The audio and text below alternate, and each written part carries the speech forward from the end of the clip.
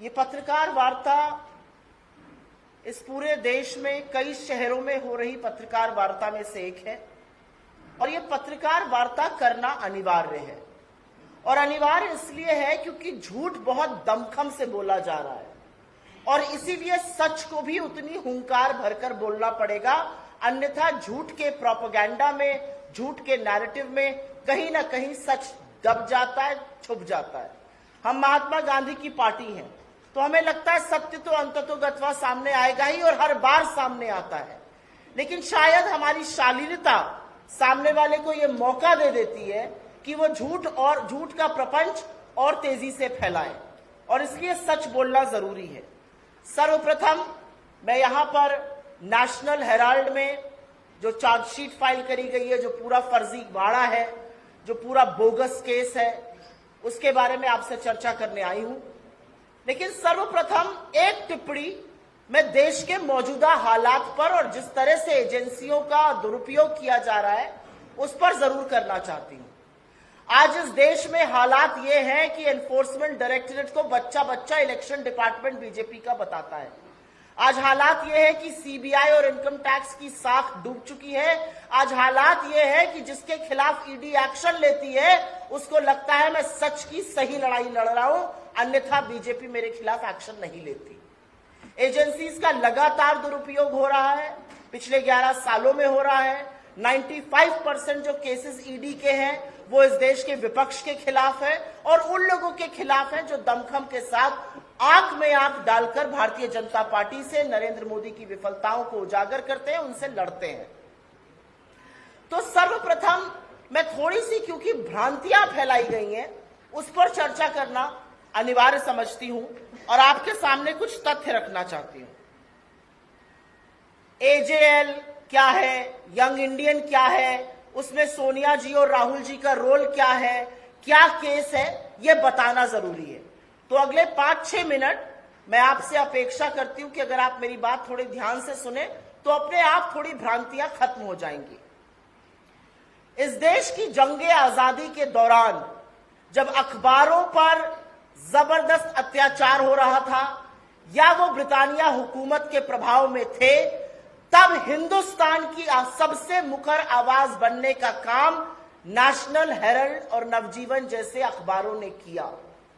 National Herald और नवजीवन अखबारों को चलाने की प्रेरणा महात्मा गांधी, रफी अहमद किदवई, पुरुषोत्तम दास टंडन, सरदार पटेल जैसे लोगों से मिली और पंडित नेहरू ने एसोसिएटेड जर्नल्स लिमिटेड नामक एक कंपनी की स्थापना की 1937 में, जो नवजीवन और नेशनल हेरल्ड और कौमी आवाज जैसे अखबार छापता था। असलियत यह है कि ब्रिटिश हुकूमत भी नेशनल हेरल्ड से उतना ही चिढ़ती थी जितना मोदी जी चिढ़ते हैं। 1942 को नेशनल हेरल्ड को बैन करने का काम इन्होंने किया था और 1945 तक नेशनल हेरल्ड बैन रहा था। अब बात करते हैं एजेएल पर संकट कैसे आया। एसोसिएटेड जर्नल्स लिमिटेड, जिसकी स्थापना आजादी के महानायकों ने की थी, क्योंकि ये एक नॉट फॉर प्रॉफिट पेपर था और ब्रिटिश हुकूमत से लड़ रहा था, जाहिर है ये फाइनेंशियल क्राइसिस से गुजरा। इसके ऊपर लगातार डेट बर्डन, जिसको कि कर्जा कहते हैं, वो बढ़ता गया और एक वक्त ऐसा आया कि नेशनल हेरल्ड का छपना टेम्परेरी बंद हो गया। नेशनल हेरल्ड कर्ज में डूबा और तब कांग्रेस पार्टी ने, और यह बात ध्यान से सुनिएगा क्योंकि यहां पर झूठ नंबर 1 बोला जाता है, तब कांग्रेस पार्टी ने नेशनल हेरल्ड की कंपनी एसोसिएटेड जर्नल्स लिमिटेड को 90 करोड़ का लोन दिया। यह लोन एक साथ नहीं दिया गया, ये लोन 100 बैंक ट्रांजैक्शन और चेक के माध्यम से दिया गया। इसका सारा ब्यौरा, इसका स्टेटमेंट हमारे जो पार्टी का स्टेटमेंट है उसमें है, जो पीपल्स ऑफ रिप्रेजेंटेशन एक्ट के अंतर्गत हम हर साल ईसी को देते हैं। यह लोन 90 करोड़ का था, 100 बैंक ट्रांजैक्शंस और चेक के माध्यम से दिया गया। लेकिन क्योंकि एजेएल पर बहुत ज्यादा कर्ज था, और इस लोन का क्या उपयोग हुआ, इस लोन से एजेएल के जो कर्मचारी थे उनको वीआरएस का पैसा, उनका प्रोविडेंट फंड, उनकी ग्रेच्युटी, उनकी रुकी हुई सैलरी, इलेक्ट्रिसिटी बिल इत्यादि पे किए गए। लेकिन कोई भी कंपनी, और आप में से जो थोड़ा बहुत आर्थिक जगत से संबंध रखते हैं, कोई भी कंपनी अगर कर्ज के तले दबी हुई है तो वो नहीं चल सकती है। लेकिन उसको बोलने से पहले मैं आपको पहला झूठ बता देती हूं। पहला झूठ ये बोलते हैं कांग्रेस पार्टी पैसा कैसे दे सकती है। ये मामला 2012 में पूरी इलेक्शन कमीशन की बेंच के पास गया और पूरी इलेक्शन कमीशन की बेंच ने रूल किया कि कांग्रेस पार्टी ये लोन दे सकती है, इसमें किसी नियम और कानून का उल्लंघन नहीं हुआ है। This is an order from the complete bench of the election commission. ये पहला झूठ यहीं पर ध्वस्त होता है, क्योंकि झूठ ये जोर से बोला जाता है। खैर, इस कर्ज को 90 करोड़ के कर्ज को कर्मचारियों को देने में, बिल चुकाने में इस्तेमाल किया गया। लेकिन क्योंकि कंपनी पर कर्ज इतना ज्यादा था, वो ऑपरेशन नहीं कर सकती थी। इस समय एजेएल के 760 शेयर होल्डर थे, 760 शेयर होल्डर्स। आप में से कुछ लोगों के पास कंपनीज के शेयर होंगे, किसी के पास रिलायंस के होंगे, किसी के पास टाटा के होंगे, किसी के पास किसी बिरला कंपनी के होंगे। आप एक शेयर होल्डर है। वैसे ही एजेएल के 760 शेयर होल्डर थे और तब एजेएल के कर्जे को इक्विटी में कन्वर्ट किया गया। यह बहुत कॉमन प्रैक्टिस है। यह हिंदुस्तान की अधिकांश कंपनियां रोज करती हैं और खुद नरेंद्र मोदी जी की सरकार इसको एनसीएलटी में रोज करने का काम करती है। डेट को इक्विटी में कन्वर्ट करना एक बहुत स्टैंडर्ड प्रैक्टिस है। जब आप डेट को इक्विटी में कन्वर्ट करते हैं तो उसी इक्विटी को आप दूसरी कंपनी में ट्रांसफर करते हैं जो बीमार कंपनियों को चलाती हैं, और ऐसा हमने भी किया। हमने डेट को इक्विटी में कन्वर्ट किया और यंग इंडियन नाम के एक कंपनी बनी 2010 में, और ये सारी इक्विटी उसमें ट्रांसफर हुई जो डेट कन्वर्जन हुआ था। यंग इंडियन ने एजेएल का टेक ओवर नहीं किया, एजेएल के किसी एसेट का टेक ओवर नहीं किया, एजेएल की किसी इनकम, एक नए पैसे की इनकम एजेएल की यंग इंडियन के पास नहीं जाती है। यंग इंडियन एजेएल का 760 शेयर होल्डर थे, 761वां शेयर होल्डर बना। यंग इंडियन कंपनीज एक्ट के सेक्शन 25, जो पहले सेक्शन 25 था अब सेक्शन 8 है, उसके अंतर्गत एक कंपनी है। सेक्शन 25 या सेक्शन 8 के अंतर्गत जो नॉट फॉर प्रॉफिट कंपनी होती है, उसके शेयर होल्डर को, उसके किसी डायरेक्टर को एक नए पैसे की सैलरी, एक नए पैसे का डिविडेंड या एक नए पैसे का मुनाफा नहीं मिल सकता है। यंग इंडियन के शेयर होल्डर्स सोनिया गांधी जी, राहुल गांधी जी, ऑस्कर फर्नांडिस जी और मोतीलाल वोरा जी हुए। और वो इसलिए हुए क्योंकि उस समय सोनिया जी पार्टी की अध्यक्ष थी, राहुल जी महासचिव थे, ऑस्कर फर्नांडिस संगठन महासचिव थे और मोतीलाल वोरा जी तब कोषाध्यक्ष मतलब ट्रेजरर थे। इसके दो डायरेक्टर सैम पिट्रोदा जी और सुमन दुबे जी हुए, लेकिन ये शेयर होल्डर नहीं थे।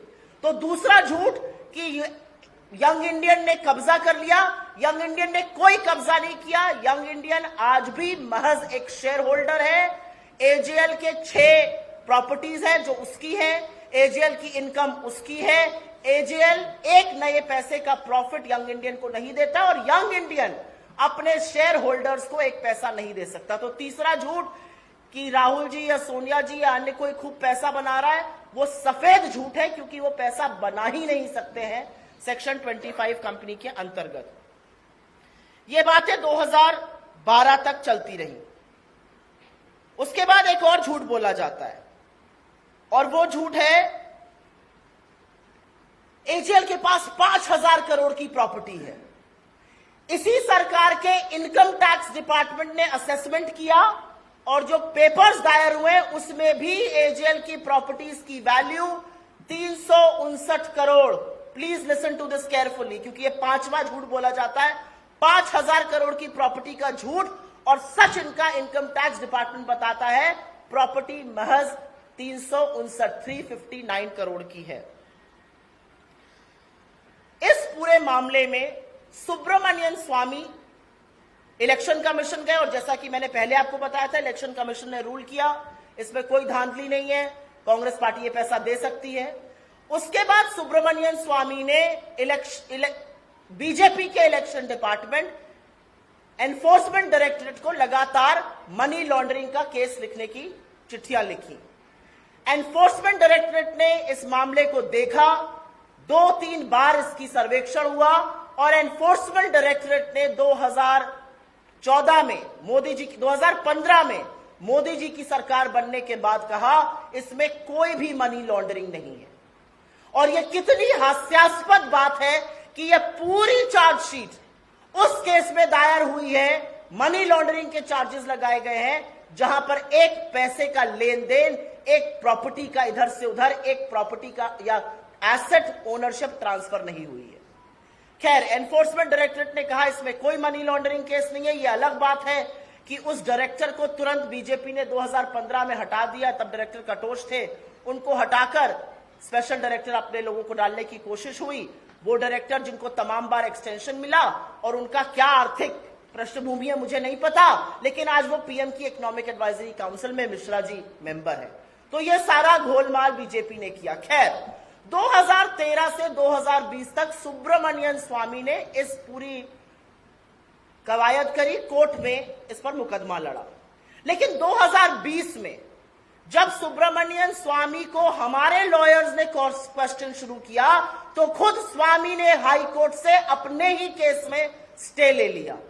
लेकिन उस समय वो नरेंद्र मोदी जी की और अमित शाह की भी थोड़ी असलियत और कलई खोलने लगे थे, तो मोटा भाई और छोटा भाई को लगा कि कहीं ये बिदक न जाए, तो उन्होंने 2021 में इस पूरे केस में सरकार की तरफ से एक केस दायर किया। और यह डेट थोड़ी जरूरी है, 2021 में सरकार ने केस दायर किया, 2023 में एनफोर्समेंट डायरेक्टरेट ने एक प्रोविजनल अटैचमेंट ऑर्डर इशू किया, इसको किसी कोर्ट को स्वीकृति देनी होती है। 10 अप्रैल 2024 पिछले साल 10 अप्रैल 2024 को एक ट्राइब्यूनल ने इस प्रोविजनल अटैचमेंट ऑर्डर को अप्रूव किया और उसकी कंडीशन थी कि 365 दिन के अंदर चार्जशीट दायर होनी चाहिए, अन्यथा केस बन जाता। मोदी जी 11 साल से सत्ता में है, 12 साल पुराना केस है। 365वें दिन ऑन द 365th डे 9 अप्रैल 2025 को आनन फानन में इधर उधर हाथ पैर मारकर एक चार्जशीट दायर करी गई और उसमें इतने हास्यास्पद चार्जेस लगाए गए। और जैसा कि मैंने कहा, मनी लॉन्ड्रिंग का चार्ज उस केस में जहां पर एक पैसे का आदान प्रदान नहीं हुआ है। हम इस पूरे चार्ज से, हम इस पूरे केस से कोर्ट में तो निपट ही लेंगे, लेकिन जिस तरह से सरकार ने इसमें अपना प्रतिशोध की राजनीति दिखाई है, जिस तरह से सरकार ने बार बार ओछी बदले की भावना से काम किया है, वो आज दुनिया के सामने है। आप जी हजूर सत्ता में बैठे हैं, 365वें दिन आप इसलिए चार्जशीट दायर करते हैं क्योंकि आपके पास न तथ्य है, न साक्ष्य है, न सबूत है। असलियत यह है कि यह पूरा केस सिर्फ और सिर्फ इसलिए किया गया है जिससे कांग्रेस पार्टी बुलंदी से आपसे लड़े ना।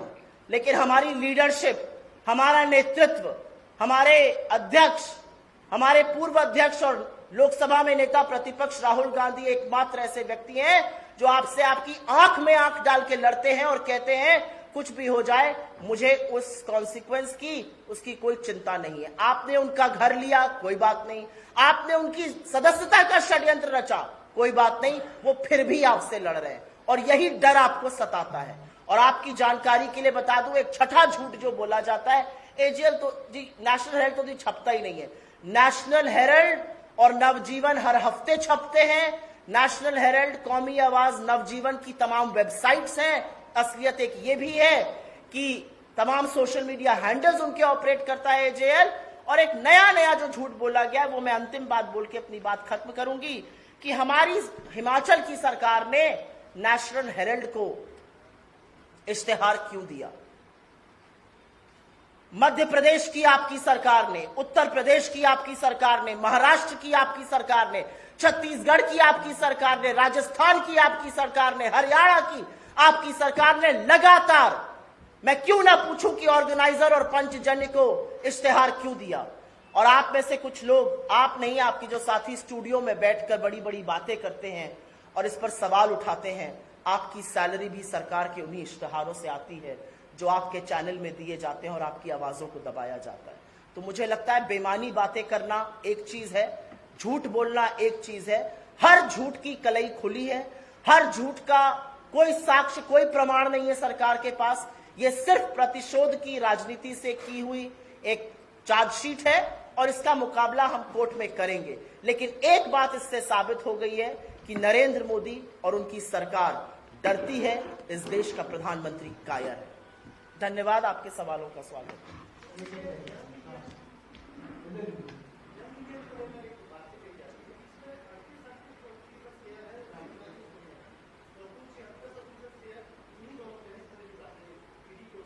यंग इंडियन एक नॉट फॉर प्रॉफिट कंपनी है जो डेट 90 करोड़ की थी।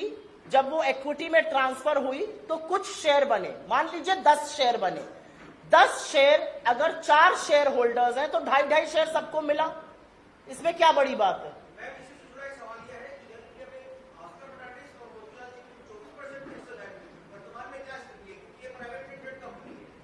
ये नॉट फॉर प्रॉफिट कंपनी है, ये प्राइवेट लिमिटेड कंपनी नहीं है। ये नॉट फॉर प्रॉफिट कंपनी है जो एक नया पैसा अपने किसी शेयर होल्डर को नहीं दे सकती है।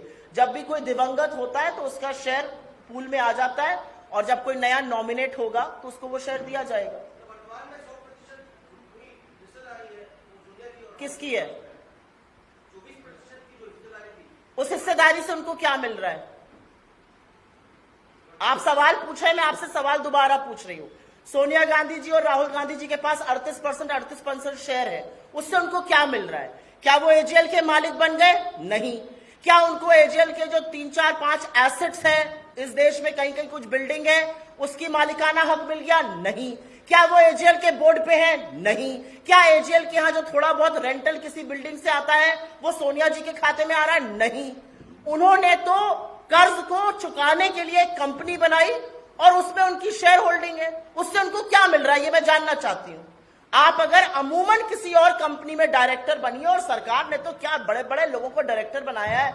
ओएनजीसी में अपने प्रवक्ताओं को घुसा घुसा के डायरेक्टर बनाया है। 20-20 लाख रुपए मिलता है साल का। यहां पर तो एक नया पैसा नहीं मिल रहा है क्योंकि not for profit section 25 company है। मैं कह रही हूं अगर 100% भी शेयर है, मिल क्या रहा है? आप मेरी बात समझ पा रहे हैं? मिल क्या रहा है ये मैं जानना चाहती हूं। आप किस चीज, आपको क्या दिक्कत है कि उन्होंने कर्ज चुकाया? आपको दिक्कत है कि वो एक नॉट फॉर प्रॉफिट में, यहां पे चार्ज आप किस चीज का लगा सकते हैं? अगर इनकम उनको आ रही होती तो आप कहते कि देखिए कर्जा चुकाकर वो इनकम खा रहे, 1 पैसे की इनकम उनको नहीं आ रही है। अगर उनको डिविडेंड मिल रहा होता तब भी आप ये बात कह सकते थे। अगर उनको मालिकाना हक मिला होता तब भी आप ये कह सकते थे। उनको तो इसमें कुछ नहीं मिल रहा है, तो 100 नहीं 150% शेयर मिल जाए क्या फर्क पड़ता है? उनको मिल क्या रहा है इसमें?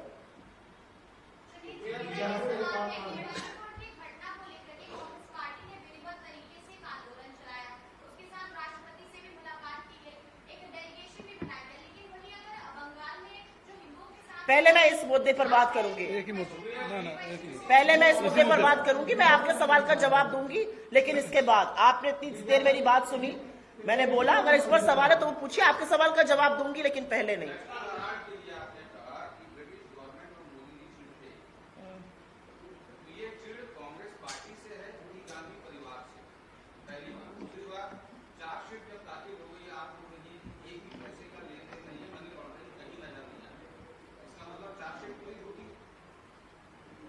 ये पहली चार्जशीट ईडी ने दायर करी है किसी विपक्ष की नेता के खिलाफ।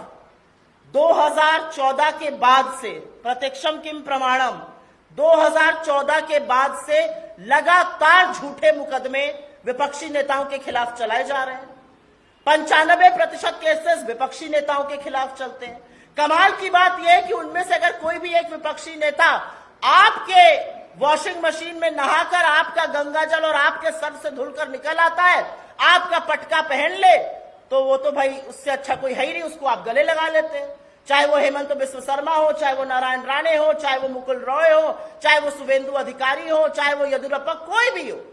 आपसे जिसने गले मिल लिया उसके खिलाफ ईडी अपना केस बंद कर देती है और बाकियों के खिलाफ ईडी जाती है।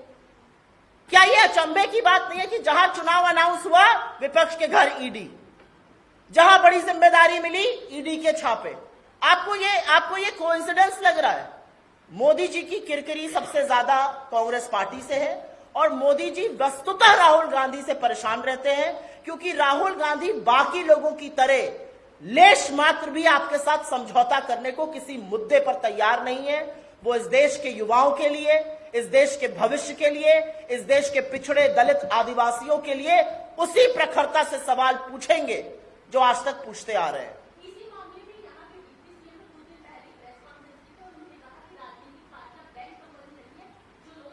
क्या नहीं है?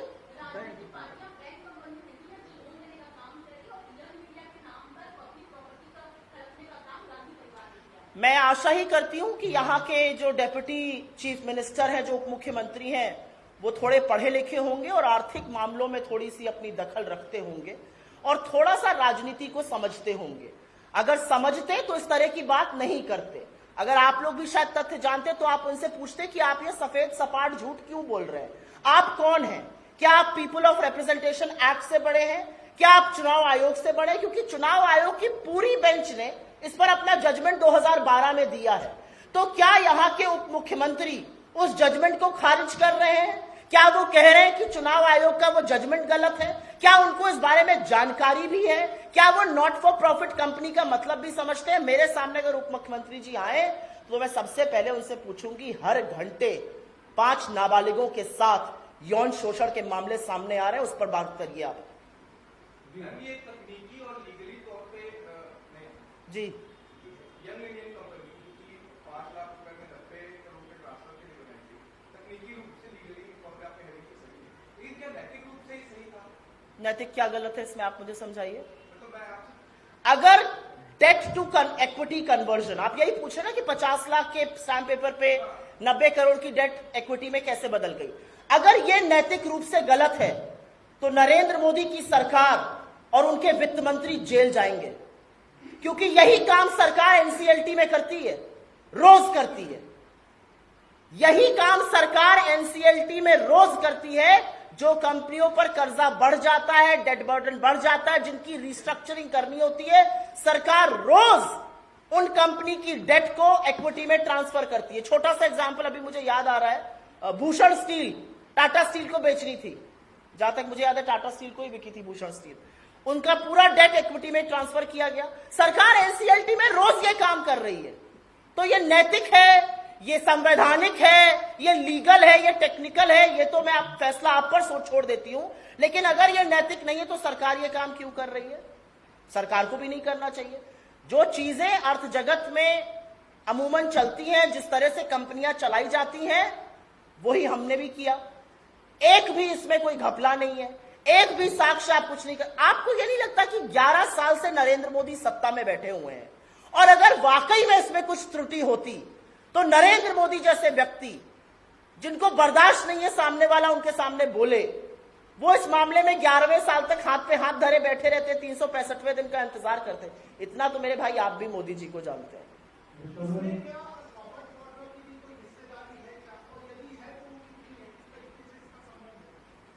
अब मुझे नहीं पता कि ये 7वां झूठ बोला जा रहा है, व्हाट्सएप पे आ रहा होगा, मुझे इसकी कोई जानकारी नहीं है। ना प्रियंका जी की, ना उनके परिवार के किसी सदस्य की इसमें कोई भी हिस्सेदारी है। मैंने 4 शेयर होल्डर्स के नाम आपको बताए, सोनिया जी, राहुल जी, ऑस्कर फर्नांडिस जी और मोतीलाल वोरा जी। 2 डायरेक्टर्स जो शेयर होल्डर नहीं है, non share holder director Sam Pitroda ji और सुमन दुबे जी हैं। एक कोई और फर्जी केस रॉबर्ट वाड्रा जी के खिलाफ जरूर चल रहा होगा। आपने उनसे 23,000 डॉक्यूमेंट लिए हैं, 20 साल से आप उनसे पूछताछ कर रहे हैं। मुझे तो ईडी के उन ऑफिसर पे तरस आता है जिनको कुप्रभावों के चलते ये सब करना पड़ रहा है। आपको मैं बार बार 20 साल बुलाऊं और वही सवाल दोहराऊं तो आपको मेरी क्षमता पर, मेरी कर्मठता पर तो सवाल उठाना चाहिए, और ये सवाल हम ईडी पर भी उठाते हैं। हर झूठे मामले में ये सिर्फ प्रतिशोध की गंदी राजनीति है और कुछ नहीं है। और कहीं ना कहीं ये रेप्यूटेशन को असैसिनेट करना है, कहीं ना कहीं ये लोगों की रेपुटेशन को, लोगों की छवि को बर्बाद करना है। लेकिन ये देश राहुल गांधी क्या है, सोनिया जी क्या है, समझता है। ये देश जानता है कि आप अगर 80 करोड़ लोगों को फ्री का भोजन देने का दम भरते हैं तो वो इसलिए भरते हैं क्योंकि सोनिया गांधी जी इस देश में खाद्य सुरक्षा बिल लेकर आई।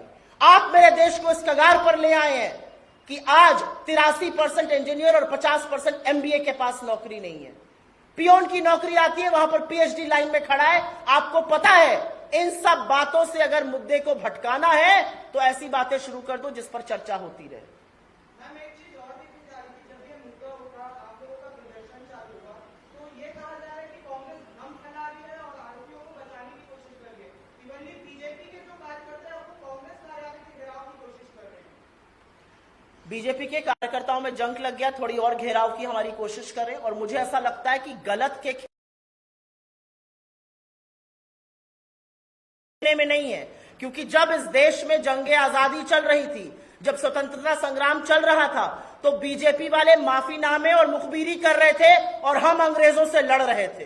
तो हमारे डीएनए में है गलत के खिलाफ बोलना, हमारे डीएनए में है शांतिपूर्ण प्रदर्शन करना, हमारे डीएनए में है अन्याय को न सहना। उनके डीएनए में नहीं है, क्योंकि वो माफीनामे और मुखबिरी लिखने वाले लोग हैं।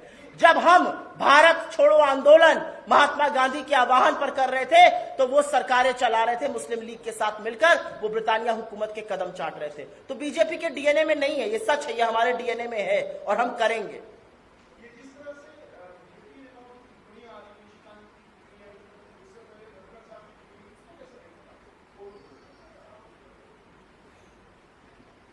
इस देश के सर्वोच्चतम न्यायालय के सबसे ऊंचे पद पर बैठे सर्वोच्च न्यायाधीश के खिलाफ बीजेपी का एक सांसद यह कहता है कि देश में गृह युद्ध उनकी वजह से चल रहे हैं।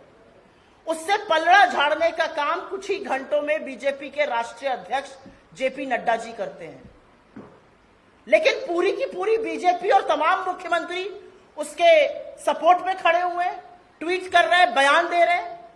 तो दो ही चीजें हो सकती है, या तो नड्डा जी बिल्कुल रबर स्टैंप है जो हम कहते हैं, या, और ये सच है, आपको जो बुलवाना था आपने बुलवा लिया, आप धमकाना चाहते हैं और उसके बाद आप पलड़ा झाड़ने का काम कर रहे हैं। अगर इस देश में लेश मात्र भी कानून बचा है तो निशिकांत दुबे जी जैसे लोगों के खिलाफ कार्रवाई होनी चाहिए, जो खुद अपनी डिग्री फर्जी होने पर मुकदमा लड़ रहे थे। वो इस देश के न्यायाधीश को गृह युद्ध फैलाने वाला बता रहे हैं। ये दिखाता है आपको कि सत्ता का नशा किस कदर सिर पर चढ़कर बोल रहा है।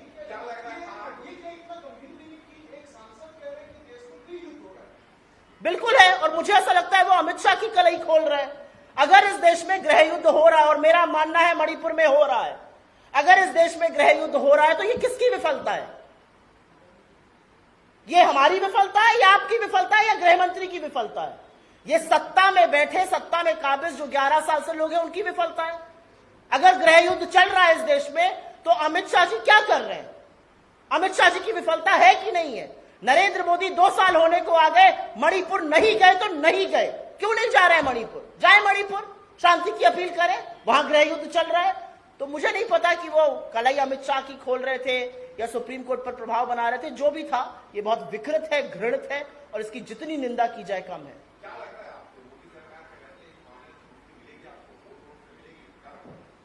मुझे ऐसा लगता है कि मेरी न्यायपालिका में बहुत उम्मीद है, और नरेंद्र मोदी सरकार ने क्या क्या करने की कोशिशें नहीं करी हैं 11 साल में, अगर उस पर चर्चा करने के लिए आ जाएंगे तो पूरा दिन पूरी रात बीत जाएगी और फिर भी उनकी काली करतूतें खत्म नहीं होंगी।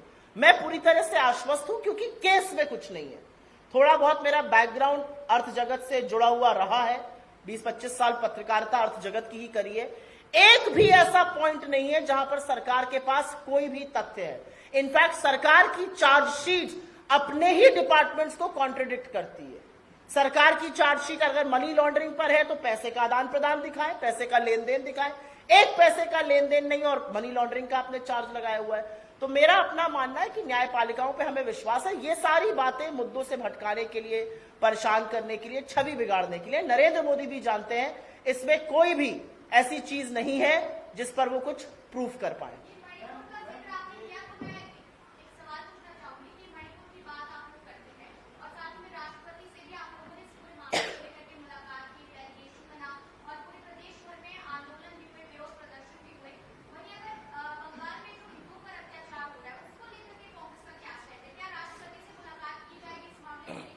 कांग्रेस ने अपना स्टैंड बहुत क्लियर कर दिया है। किसी भी राज्य में, चाहे वो छत्तीसगढ़ हो, बंगाल हो, यूपी हो, बिहार हो, किसी भी राज्य में राज्य सरकार की जिम्मेदारी है कानून व्यवस्था को सुचारू रूप से चलाना।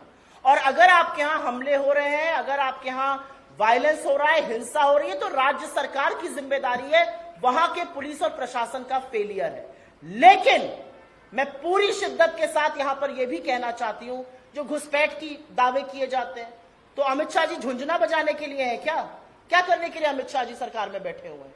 घुसपैठ, जब दिल्ली में इलेक्शन होगा दिल्ली में घुसपैठ हो जाएगा, यूपी में इलेक्शन होगा यूपी में घुसपैठ हो जाएगा, बंगाल में ये हो रहा है बंगाल में घुसपैठ। तो आप क्या कर रहे हैं? आप कहां बैठ के कीर्तन करते हैं? आप क्यों नहीं ये बॉर्डरों की रखवाली कर रहे हैं? एक बात। दूसरी बात, बंगाल के जो गवर्नर थे, उनसे बड़े तो हम नहीं है, बंगाल के गवर्नर उस जगह गए, उन्होंने तो कोई रिपोर्ट नहीं दी।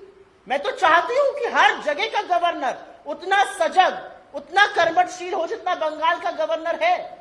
मणिपुर की गवर्नर ने भी तो चिट्ठी लिखी थी सरकार को और रो रो कर कहा था मणिपुर जल रहा है, बचा लीजिए मणिपुर को। आपको पता है ना उनके साथ क्या हुआ? उन गवर्नर को उनकी पोजीशन से हटा दिया गया और मणिपुर को कई महीनों के लिए गवर्नर विहीन कर दिया गया। तो इसमें क्या सवाल बनता है? असलियत यह है, सरकार, जो राज्य सरकार है, उसकी जिम्मेदारी है, और अगर वो विफल होती है हम उसके खिलाफ बिल्कुल आवाज उठाते हैं। अगर मैं कह रही हूं कि राज्य सरकार, पुलिस और प्रशासन का फेलियर है, तो मैं बिल्कुल आवाज उठा रही हूं। लेकिन किस हर चीज में ओछी, गंदी, भोंडी राजनीति करना, यह बीजेपी का चरित्र है, हमारा नहीं है।